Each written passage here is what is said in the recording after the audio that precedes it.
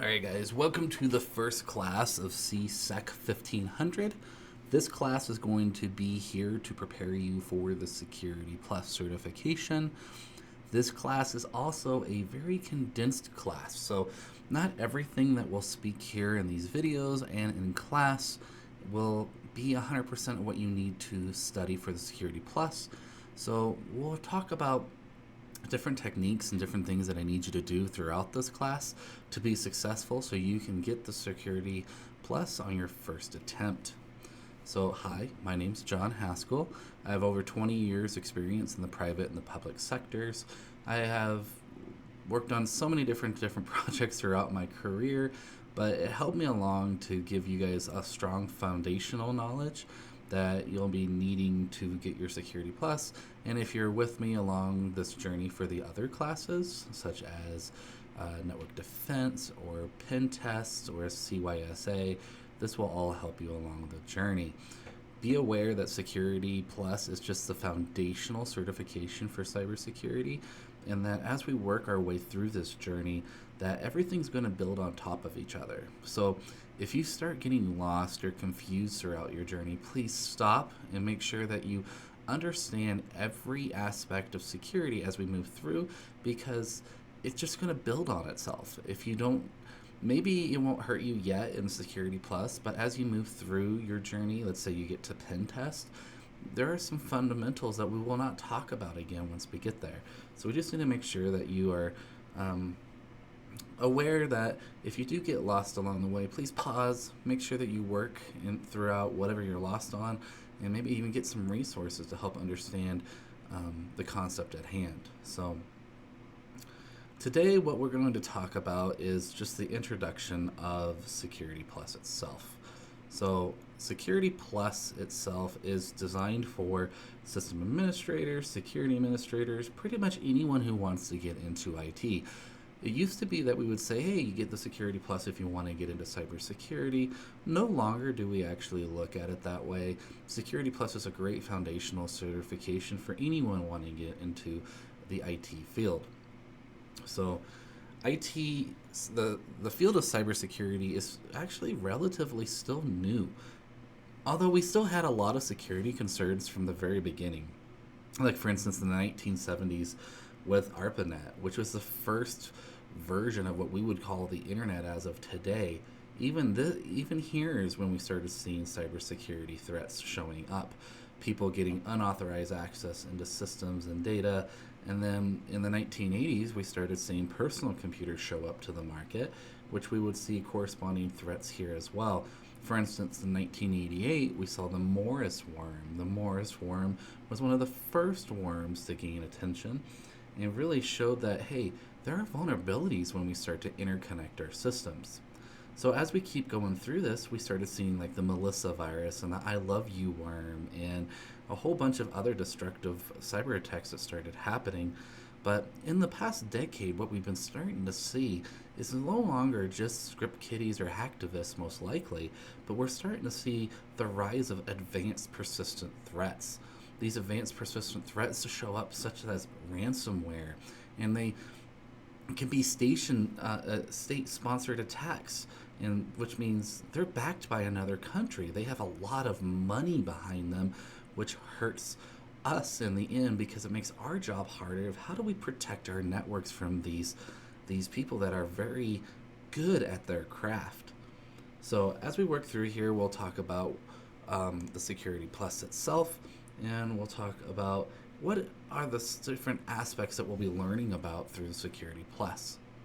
So the Security Plus will allow us to identify different postures within our IT environments and know what is the right recommendation for our environment, because not every environment will have the same recommendation. We need to go through it and figure out, hey, are there any regulations that we might need to adhere to? For instance, if you're in the banking industry, maybe you need to deal with PCI compliance. Or maybe you're in the medical industry and you need to deal with HIPAA and HIPAA compliance for all the data and patient records. So we need to make sure that we understand what these are and how to handle them. We'll start identifying and figuring out how do we do access management. We'll try to identify what risks are, and how do we protect things within our network with cryptography or things like PKI infrastructures. So we'll talk a bit about this. So the exam itself actually has 5 domains. These 5 domains are the general security concepts, the threats, vulnerabilities, and mitigations, security architecture, security operations, and security program management and oversight. Now, the biggest piece that you'll have to look at here, they're pretty equal along all 5 domains, but we hit security operations a little harder due to the fact that security operations is such a wide topic that it takes a lot of knowledge here. So there's a lot of terminology that you're going to need to learn as you go through the Security Plus preparation. So the preparation that we're going to be looking at is the CYSO 701 exam. This exam is based out of Pearson VUE and consists of 90 different questions. And it does say a maximum of 90 questions. You may get a little less. It depends on which exam you get. But you're going to see a couple different types of questions come up. We're going to see multiple choice, which is the traditional A, B, C, D, pick one or pick the best answer. Or we're going to see performance-based questions. And for anyone who hasn't taken a CompTIA certification before, performance-based questions are unique. They test you a little bit more on, do you understand the knowledge and not just regurgitate the information at hand? It's more scenario-based questions, and these questions can range from a virtual lab to fill in the blank, to pick the drop-down menu, or drag and drop. There's a whole bunch of different ways that they can show you performance-based questions, and the best way to practice the performance-based questions are virtual labs. This is the best way to understand the technology at hand and not just regurgitate a definition. The test itself will give you 90 minutes to complete. You need a 750 out of 900 to take this exam. 750 out of 900 is about an 83%-ish. It is a weighted exam, so it's really hard to understand if 750 is exactly 83%, but just think of it as, hey, I need a B in order to pass this exam. The recommended experience for this one is you should have 2 years of IT experience with some hands-on information, like maybe you worked at a help desk or maybe you worked in a computer shop.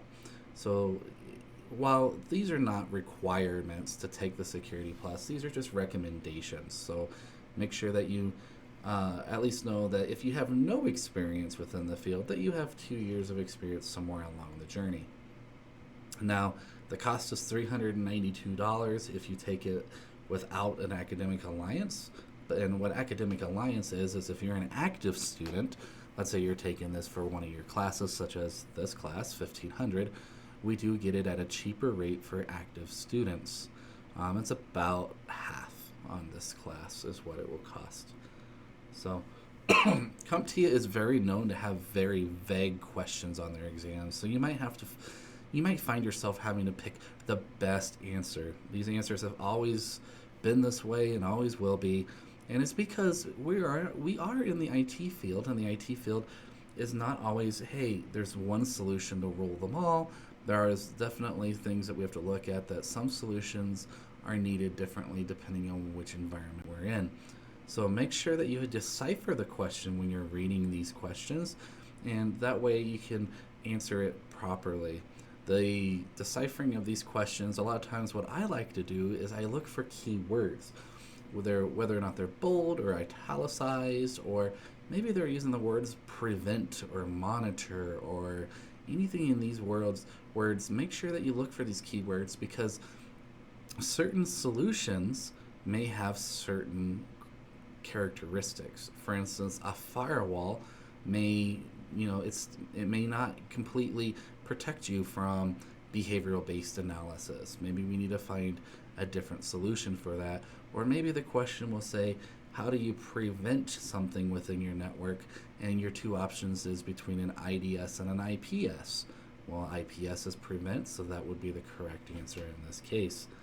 Now, as we go through this, we'll talk more about it, but let's get through what the Security Plus exam is. So Pearson VUE is the testing center for CompTIA. That's their partner. You can actually view different testing centers online at pearsonvue.com/CompTIA, Click on Find a Test Center. And then if you don't have a CompTIA account, you do need to create one. They do require you to have 2 forms of identification when you do go take this test, which means it could be a driver's license and a debit card or something. One of the identification methods has to have a picture on it, while the other one just has to have a signature and your name on it. You also can take it at home, which makes it a little easier for people who are not around a testing center. Now, I don't recommend taking it at home because there's so many things that could go wrong, right? Your computer could crash, your dog could walk in the room, maybe you have kids and the kid walks in the room. You can have a lot of issues here. So taking it at home is a little more risky, but you can do it if you need to. Now, I prefer to go to a testing center if you can. It's up to you when you get to this stage. To maintain your certification, you do need to renew it periodically. So there are a couple different ways of doing this. You can either get a bigger certification. SecurityPlus is just one of the many certifications on the roadmap. Or you can complete different things like complete a CE course or find some continuing education credits. Continuing education credits can come in different forms. They could be attend a conference, attend a webinar.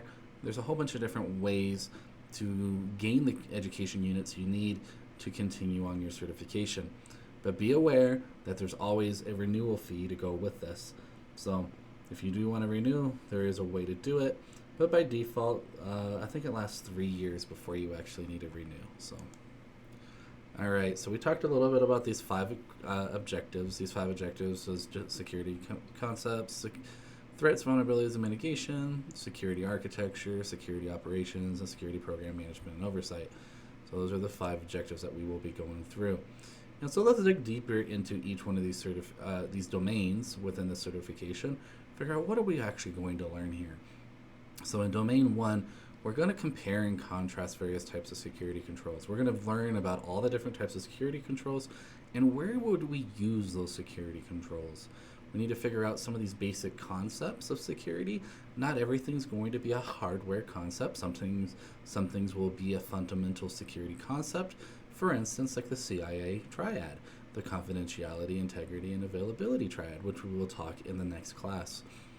We need to explain the importance of change management processes and how does it impact security. Does it help? Does it hinder? How do we use change management for the better? And then 1.4 will allow us to say, hey, in cryptographic solutions, we're not going to be an expert at cryptocurrency or cryptography at all, but we do need to understand what is cryptography and how do we utilize it. Once we get through domain 1, we'll get to domain 2, which is threat vulnerabilities and mitigations. We're going to talk about all the types of things like threat actors, their motivations, different threat vectors, and how do we get attacked.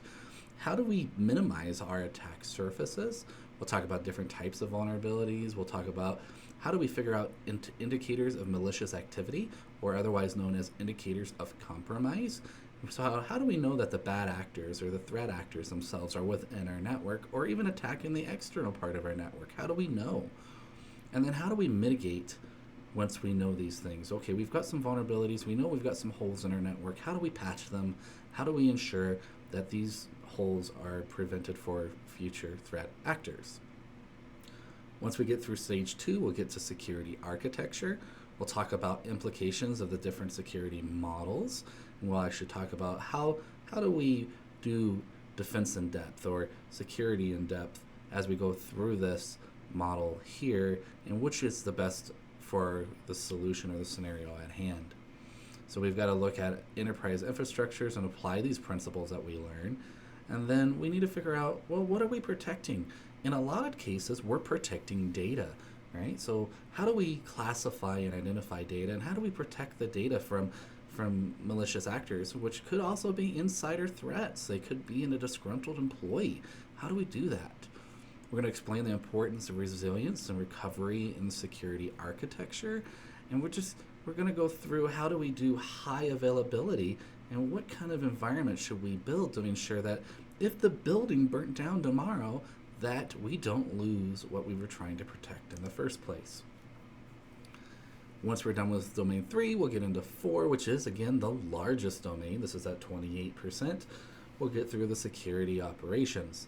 Security operations is, okay, we've got computing resources. How do we apply security techniques? Do we need to apply different things like a TPM? Maybe we need to apply a patching policy, or maybe even it's just policies themselves, maybe a password policy or an acceptable use policy of our hardware. We'll talk about different things in that case. We need to look at the security implications of the proper hardware and software, the data asset management. Ooh, that's a lot of words to say. Supply chain management. We'll talk about that. And then we'll talk about vulnerability management. Okay, how do we determine what is at risk and what vulnerabilities are within our network? What is a vulnerability? We'll talk about it. We'll talk about how do we get alerted or monitor different tools, because, well, we are trying to be protected. No longer can we say when or if I get hacked, but when I get hacked is more applicable in today's environment. So when we get hacked, how are we going to know that we have something to look at? How do we get alerted? How do we monitor our systems to make sure that things are not going awry within our systems? And then finally, we'll talk about scenarios. How do we look at an enterprise capabilities and how do we improve upon it? So if I was given a network, could I look at it and say, here's where we can do better? All right. Now, as I said, Domain 4 is big. So as we continue on with Domain 4, let's look at identity and access management systems.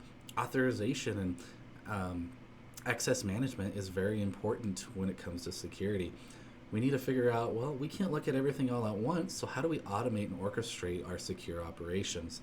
We got to figure out, how do we monitor everything in our system when we have 3,000 servers? There's no way for me to look at 3,000 servers all at once, so how do we do so? We'll explain the appropriate incident response activities. So we'll talk about incident response management. We'll talk about a high level of how we can actually look at these things. Now remember, this is a SecurityPlus. This is not the CISA Plus or PrimTest Plus or any of the higher certifications. So we're just scraping the surface on some of these activities. We're not going to dig into them. That's for later. Right now we're just trying to view what the landscape looks like so we know what is available to us when we get down to the little nitty and gritty. All right, so if we look at data sources, how do we then support an investigation? This is talking a little bit about forensics. All right, so we're at our final domain here, which is security program management and oversight. And the security management is all about governance mostly. How do we know that, hey, we do need HIPAA regulation, or we need SOX compliance, or GBLA, or maybe PCI, or any one of these many governance organizations out there? And what are the risks involved if we don't adhere to the compliance of these governance regulations? We need to talk about risk management, and how do we even identify risks? How do we quantify or qualify some of these risks? There are different ways of doing that, and we'll talk about it. We'll explain the processes associated with third party, and how do we ensure that they're being safe with my data?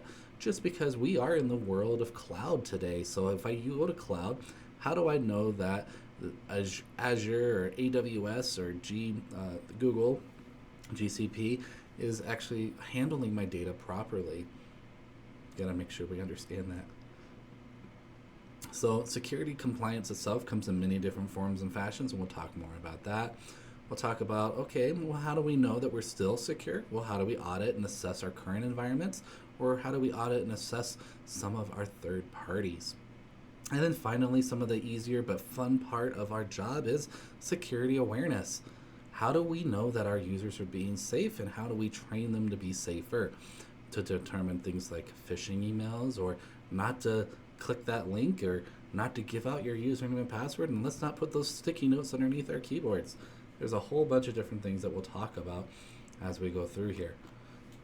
So make sure that we go through all of these, because one of the big things I want to end this video on is we do need to understand different things within SecurityPlus, but not only are we trying to understand the core concepts, but we're trying to explore these new components that we've never seen before, and how do we find out what is the best benefit as we move through these. Some of these tools are better than others, and some just aren't very good. So we've got to understand. So what I'm trying to say here is, not only are we going to look at definitions and memorize some of this information, because some of it, let's face it, it just comes down to plain memorization. Some of it is going to be building that solid foundation so that you'll have a good career in cybersecurity. So I'll leave you with this one last quote: knowledge without understanding are just words on a paper. All right, I'll see you in the next video. I hope this is a good introduction of what the SecurityPlus is, and I will see you in the fundamentals of cybersecurity.